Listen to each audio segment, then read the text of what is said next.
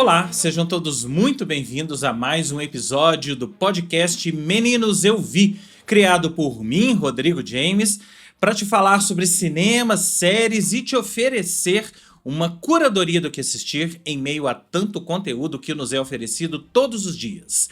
O Meninos Eu Vi tem episódios inéditos todas as semanas, com críticas e dicas do que assistir e de como estas obras interferem nas nossas vidas. Sigam esse podcast nos principais agregadores de podcast do mercado: Spotify, Apple, Deezer, Amazon, YouTube, em áudio e em vídeo, onde estiver, e marquem para serem avisados dos novos episódios. Curtam, comentem, espalhem a palavra do Meninos Eu Vi por aí.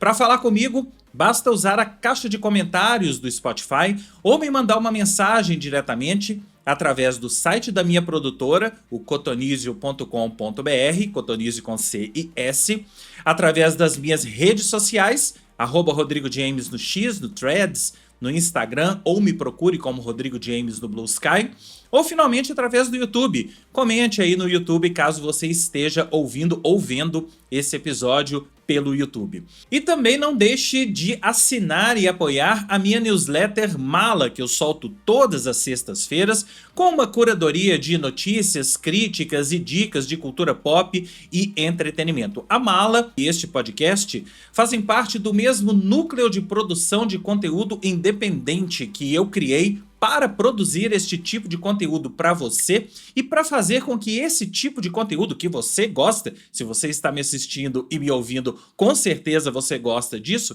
para que isso chegue direto até você. Nesse momento em que a gente tem uma fadiga de redes sociais e os algoritmos não entregam o que a gente quer, é muito importante que o conteúdo que você gosta chegue direto até você. A Mala chega todas as sextas-feiras, salvo em algumas datas, direto até você no seu e-mail. Para você conhecer, assinar e apoiar a Mala, principalmente apoiar a Mala, tem muito conteúdo exclusivo para os apoiadores. Acesse o malanewsletter.substack.com ou vá aí nas minhas redes sociais que você encontra o Linktree com o link dela por lá. Por fim, eu tenho que saudar sempre os ouvintes da 98 News, que desde outubro acompanham esse podcast aos sábados, ao meio-dia, e aos domingos, às 8 horas da manhã, no 98,7 FM de Belo Horizonte, ou pelo YouTube 98 News. A 98 News é a rádio caçula do grupo que já comanda a 98 FM e a CDL FM, as duas rádios que eu também faço parte. Agora sim, vamos ao episódio da semana, um dos filmes que com certeza vai ser indicado ao Oscar ainda esta semana, Marte Supreme.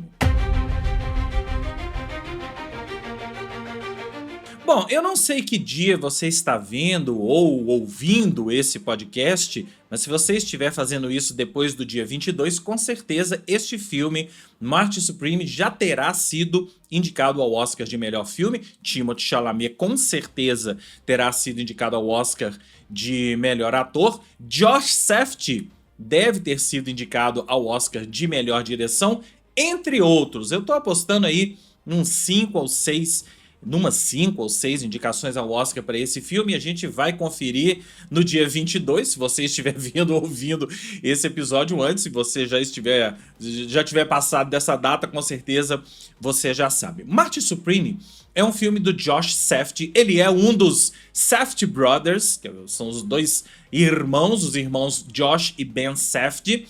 E é muito curioso que esse filme, que os dois irmãos tenham escolhido fazer filmes diferentes no mesmo ano, mas que têm uma similaridade. O Ben Safdie fez The Smashing Machine, aquele filme com o The Rock, com o Dwayne Johnson, que talvez até seja indicado para o Oscar de melhor ator. Eu não acho que ele vai ser indicado, mas é uma possibilidade.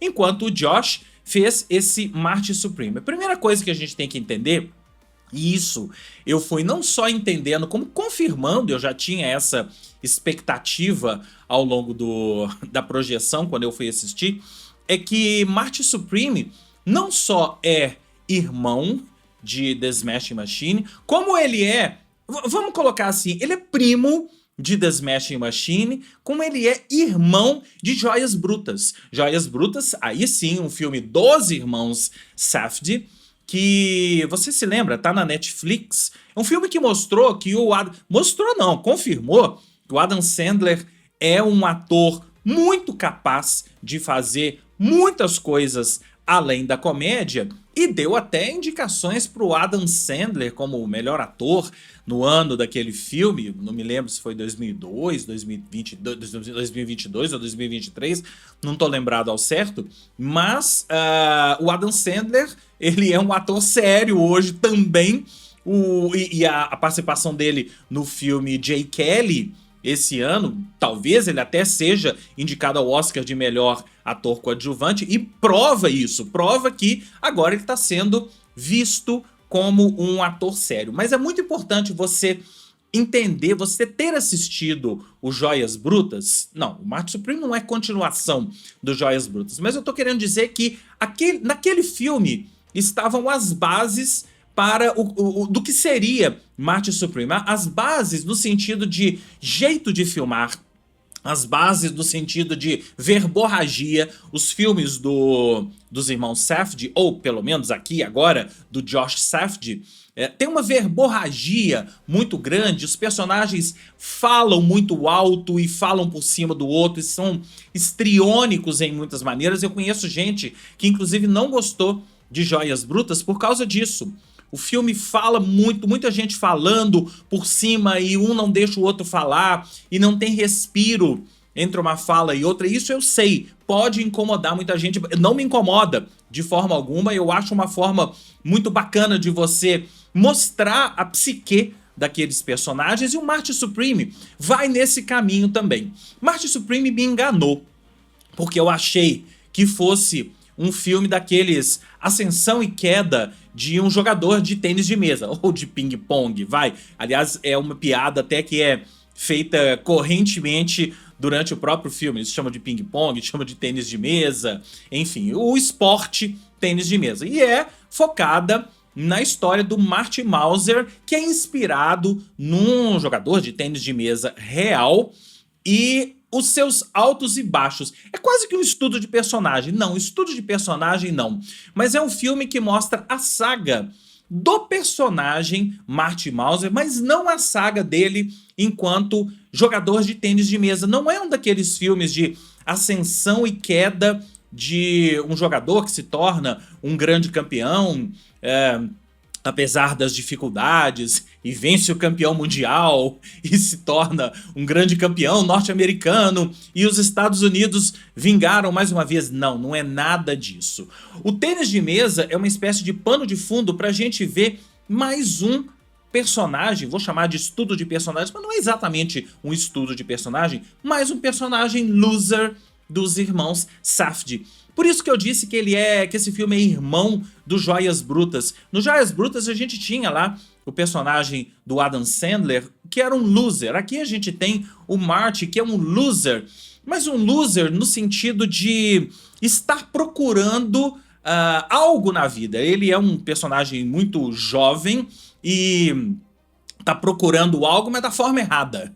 Por que é da forma errada? Porque o tempo todo ele é muito mais um golpista do que um jogador de tênis de mesa, do que um mesa-tenista. Ele usa o tênis de mesa até para dar seus golpes. Inclusive tem uma sequência ótima que ele e um amigo que é motorista de táxi em Nova York, esse filme só poderia ser em Nova York, os dois vão dar golpes, dar um golpe ali em algumas pessoas, numa pista, num lugar desse de boliche, que tem também mesa de tênis de mesa, né, de ping-pong. Eles vão dar um golpe ali para faturar um dinheiro. E esse personagem, o Marty Mauser, ele tá o tempo todo correndo atrás de dinheiro, o tempo todo querendo dar golpes, querendo passar as pessoas para trás, porque ele tem um objetivo, e é isso que eu tô querendo chegar. Ele tem um objetivo, mas ele usa os meios errados para chegar nesse objetivo. Qual que é o objetivo dele? É ser um grande campeão de tênis de mesa, mas para isso ele briga com as pessoas, ele briga com a federação, ele é desclassificado e ele quer porque quer ganhar do maior mesa-tenista do mundo, que é um japonês, e ele quer usar de todos os meios, muito mais ilícitos do que lícitos, para poder atingir o seu objetivo, que no caso do filme é duelar com esse jogador japonês, que é o grande campeão, o grande fenômeno do tênis de mesa da época. Sim, personagem Marty Mauser é um personagem extremamente detestável. É muito fácil você... E isso é um... Não sei se é um problema, mas é um ponto de atenção para quem for assistir esse filme. É um personagem extremamente detestável, então talvez você acabe detestando o filme, porque o personagem é tão detestável que você sai do filme... tão detestável assim. Eu consigo enxergar nele as intenções. Eu consigo enxergar nele boas intenções, mas ele usa das maneiras erradas, como eu disse, para poder atingir esses objetivos e essas intenções. Mas talvez você não consiga. Talvez para muita gente o personagem Marty Mauser seja o anti-herói. Mas ele é muito mais um vilão do que um anti-herói para a grande maioria das pessoas que for assistir esse filme. E isso pode fazer com que você não goste até do filme em função do personagem. Entenderam o que eu tô querendo, onde é que eu tô querendo chegar? E eu acho que isso, no meu ponto de vista, isso é um grande mérito do filme. Um grande mérito de fazer detestar um filme em função de você detestar não o personagem, mas as atitudes do personagem, as maneiras com que o Marty Mauser encontra para poder atingir o seu objetivo. E o Josh Safdie é muito perspicaz, colocando várias coisas na fala dele, colocando coisas, de novo, na maneira dele de fazer as coisas, na maneira dele de agir, em especial com a mulher, com a namorada dele, que é o papel da Odessa A'zion, uma atriz que eu nunca tinha visto, mas puta que atriz que eles arrumaram pra colocar nesse papel. Ele tem atitudes em relação à namorada muito conflitantes, mas que, na minha concepção, fazem todo sentido diante do personagem que a gente tá vivendo, diante do personagem que tá ali nos sendo apresentado na tela. Ele trata a namorada mal, mas a gente entende lá no fundo que ele de certa forma gosta dela, e a gente consegue ver isso através de algumas atitudes. A gente consegue, pra mim, ele gosta dela, mas ele não pode demonstrar isso porque ele tem um outro objetivo. O objetivo dele não é namorar, não é ter uma vida com ela e ela parece grávida e sei lá se o filho é dele, e tem toda essa história, tem toda essa trama no filme. Ele consegue fazer com que a gente odeie um pouco mais o Marty Mauser, ele, Timothée Chalamet, daqui a pouco eu vou chegar nisso, porque isso é um ponto central desse filme pra mim. Ele consegue fazer com que a gente odeie o personagem Marty Mauser ainda mais quando ele está diante dos conflitos pela sua namorada, dos conflitos ali com a sua namorada e todas as situações que não é na verdade uma namorada, ela é uma amante, mas se torna namorada, né? Mais um problema para a personagem Marty Mauser, o personagem Marty Mauser. Ele age de forma errada em todas as situações, com mulher, com o trabalho dele, com a família, né? Tudo dele é errado, tudo ele acha uma forma, ele dá um jeitinho, ele quer dar um golpe, ele quer passar para trás, mas tudo em prol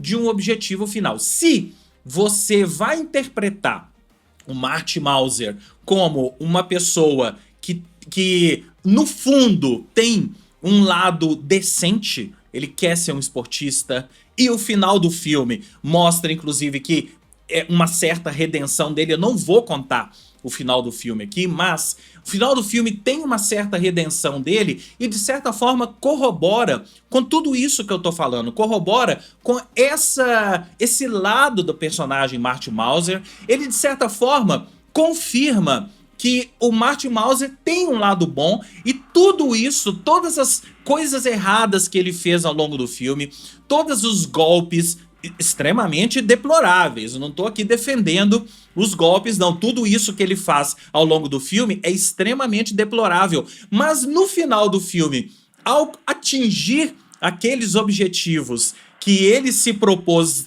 não só no início do filme, mas ao longo de toda a jornada desse Marty Supreme, você olha pra ele e você até enxerga ele com uma certa simpatia. É um grande... Eu tô evitando falar aqui de estudo de personagem, mas é um estudo de personagem. E um estudo de personagem como esse desse filme Marty Supreme não é possível se você não tiver um grande ator, e aí a gente entra no Timothée Chalamet. O Timothée Chalamet, eu já disse aqui em outros episódios, que eu considero um dos grandes atores dessa geração, talvez o grande ator dessa geração. Eu sei, muita gente tem preguiça dele, pela forma dele aparecer, e agora, nessa divulgação, nesse período de divulgação do Marty Supreme, ele e o Josh Safdie, inclusive, vieram ao Brasil para divulgar o filme, participaram da CCXP, entre outras coisas. O Timothée Chalamet, de certa forma, incorporou algumas características do Marty Mauser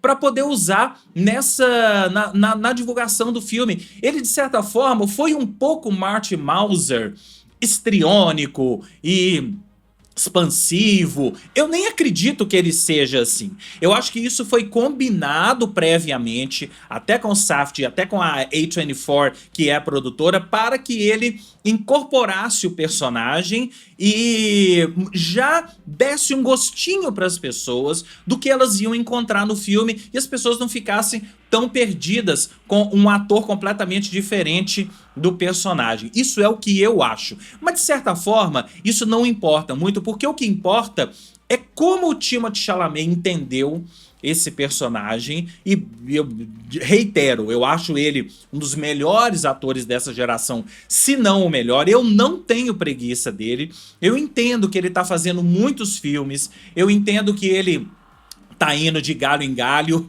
mas ele já demonstrou que tem capacidade, que tem muitas capacidades. E eu acho que o Marty Supreme é o melhor momento dele no cinema. E por isso mesmo, eu acho que, ainda que eu prefira a interpretação do Wagner Moura em O Agente Secreto, agora já falando de Oscar, nesse momento que eu tô gravando, eles ainda não foram indicados, mas os dois vão ser indicados ao Oscar, ainda que, para o meu gosto, a interpretação do Wagner seja melhor, eu gosto muito mais da maneira com que o Wagner olha, da maneira com que o Wagner encarna o personagem Marcelo no Agente Secreto, do que uma interpretação histriônica do Chalamet. Mas são duas interpretações diferentes, mas bem próximas. Eu entendo esse Oscar ser dado pro Chalamet, e eu não vou ficar de maneira nenhuma achando que é uma injustiça, o Wagner deveria ter sido premiado, porque, olha, realmente o que o Chalamet faz aqui, e é um trabalho muito difícil, porque é um trabalho que envolve muitos diálogos, e são muitos diálogos muito difíceis, muito rápidos. É um trabalho que envolve expressão corporal, então ele precisa correr, ele precisa gritar, ele precisou aprender tênis de mesa, e não é só aprender a jogar tênis de mesa. Vocês vão ver nas cenas de tênis de mesa, tem uma espécie de um balé que é feito pelos jogadores de tênis de mesa, um balé, mas uma força física, uma demonstração física muito forte que é feita pelos jogadores de tênis de mesa, que o Timothée Chalamet, no papel do Marty Mauser, encarna muito bem, e eu fiquei realmente impressionado. É claro,